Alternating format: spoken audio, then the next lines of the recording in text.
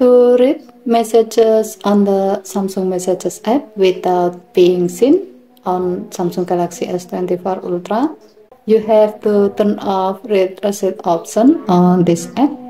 To do so, open Samsung Messages app, tap more icon or three vertical dot icon at the top right, and then select setting, tap chat setting, and then tap the blue on off switch next to read receipt until the switch turns gray to turn it off.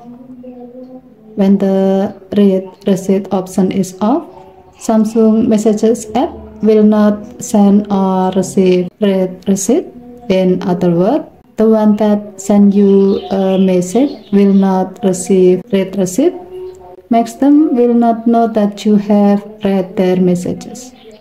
Okay, thank you for watching. Please help to like and subscribe. Have a nice day.